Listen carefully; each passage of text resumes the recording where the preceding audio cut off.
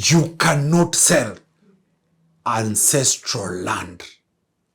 You cannot sell ancestral land unless your children agree.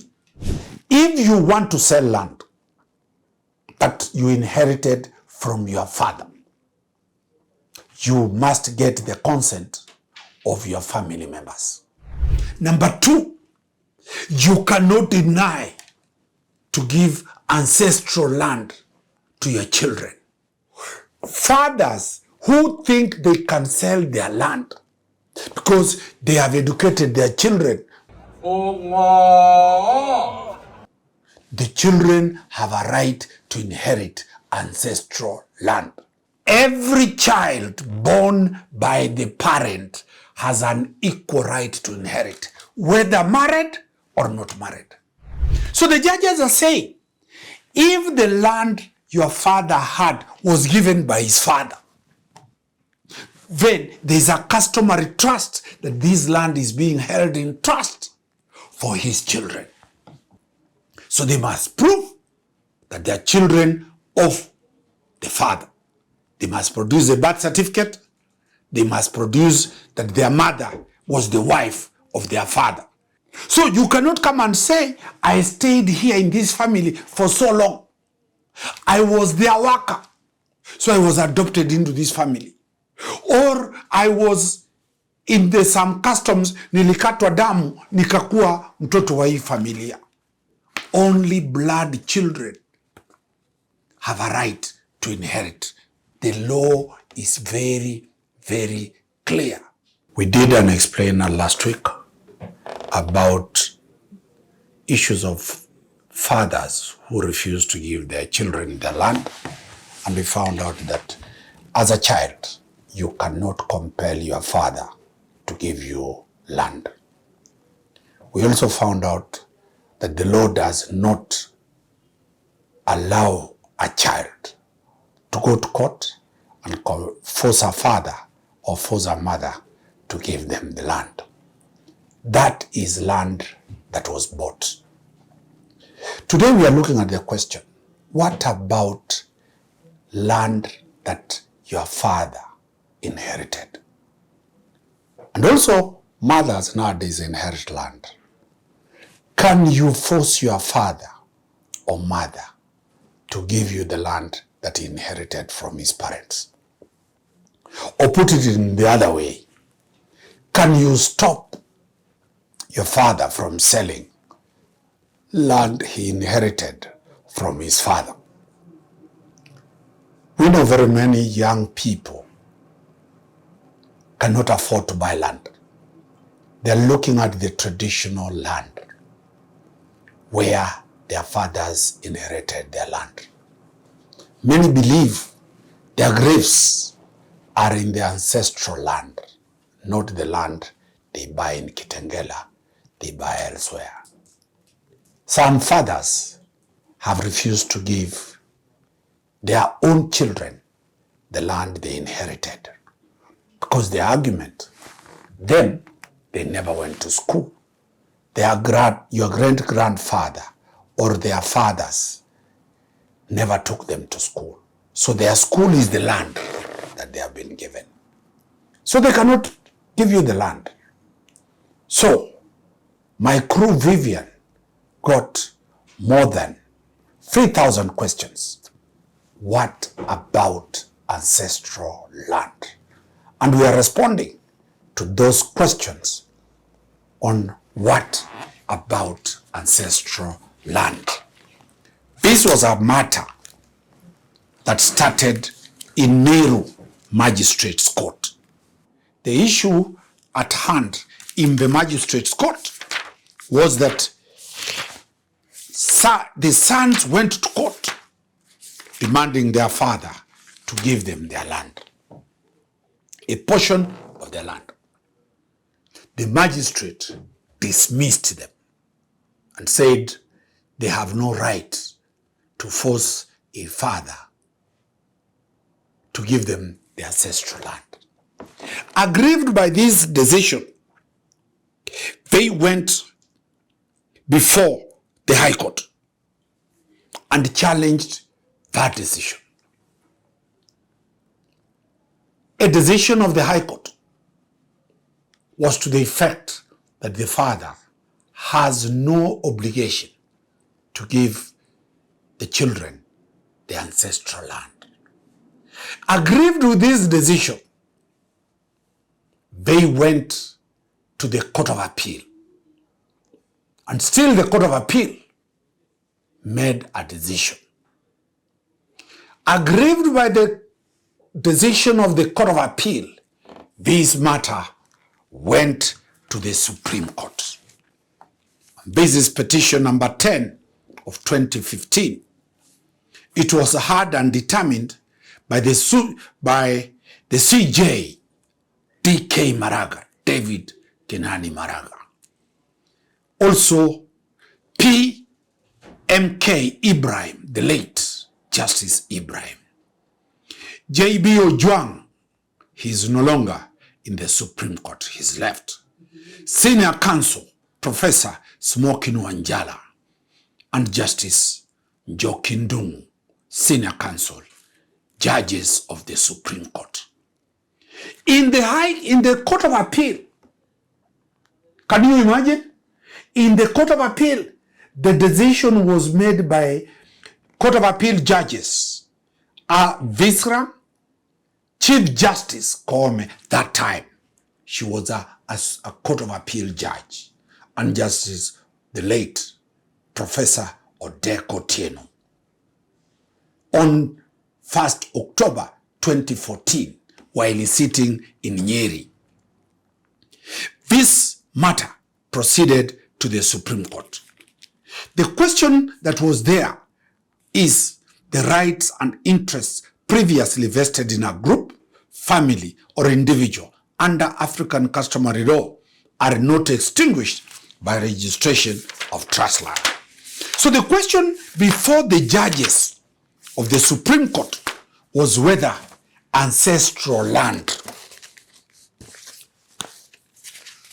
somebody holding ancestral land, is he holding that land in trust of his children?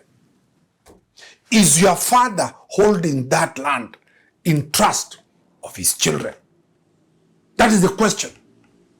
The judges found out that every father, every mother who has inherited land, that land is holding it in trust of his children. But what are the qualifications? In paragraph 17, the judges of the Supreme Court said, each case has to be determined on its own merits and quality of evidence. It is not every claim of a right to land that will qualify as customary trust. In this regard, we agree with the High Court in Kiarie versus Kinuthia that what is essential is the nature of the holding of the land and the intention of the parties. If the said holding is for the benefit of other members of the family, if the holding of that land by your father is for the interest to hand over the land to his family members, then a customary trust could be presumed to have been created in favor of such family members, whether or not they are in possession or actual occupation of the land. So the judges are saying, if the land your father had was given by his father, then there is a customary trust that this land is being held in trust for his children. Whether these children are staying there or whether these children have bought land in Kitengela, they have bought land in Nakuru, they have bought land in Bungoma. What are the elements to qualify a claimant to be a trustee? 1, the land in question was before registration a family land. So this land is not what your father bought. The land belonged to your ancestors and great ancestors.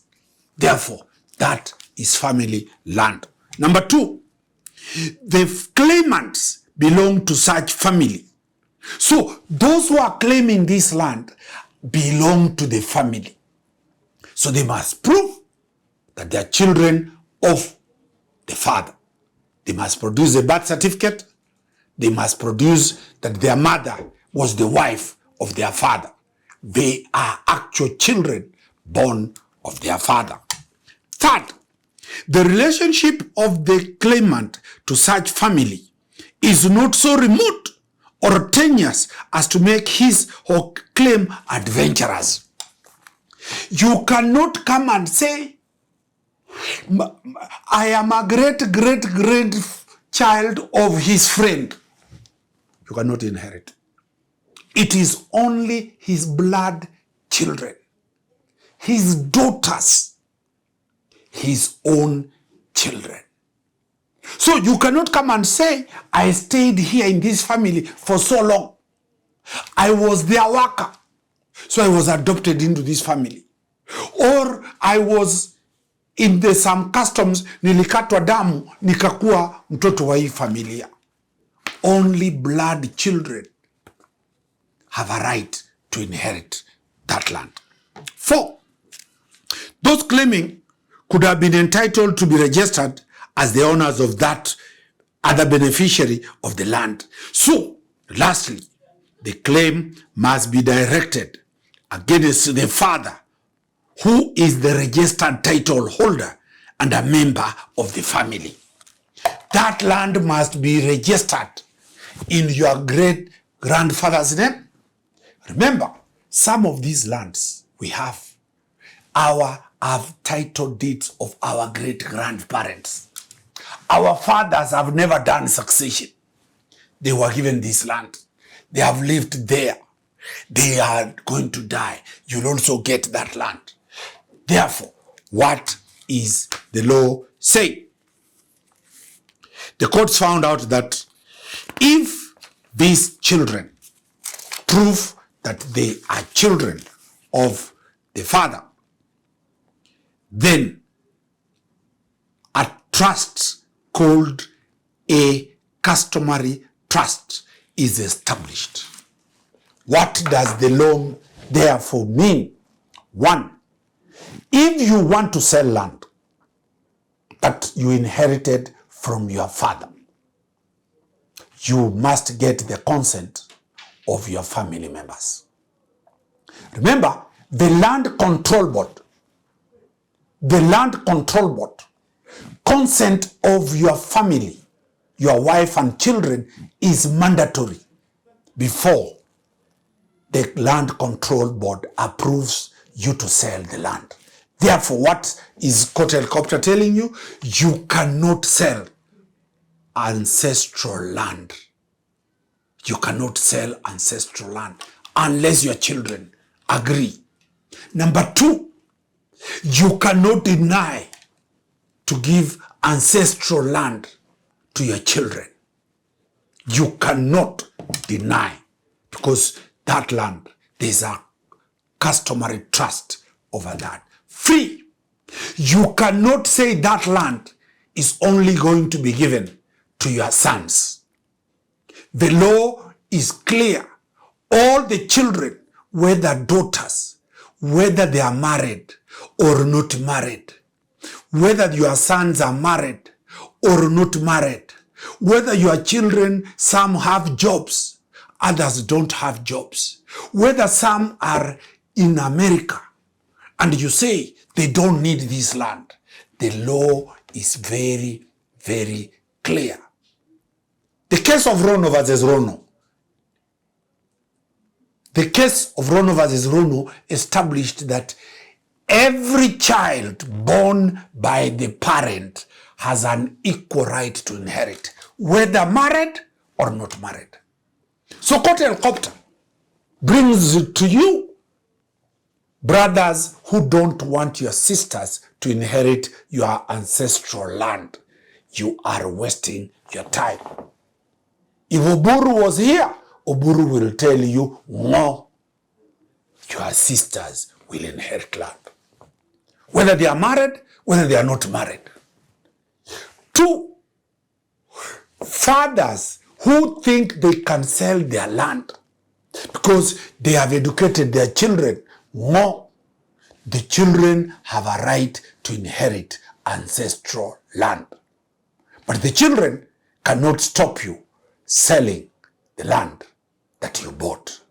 Wakili Danstan Omari putting it very clear and advising all the girls, all the daughters, all the women, all the aunties that the law, the Supreme Court has pronounced itself and nobody can challenge this matter. Kiabia decision is binding to every court in this country. So, you now know the position of the law. Akili Danstan Omari, wishing you a happy Saturday.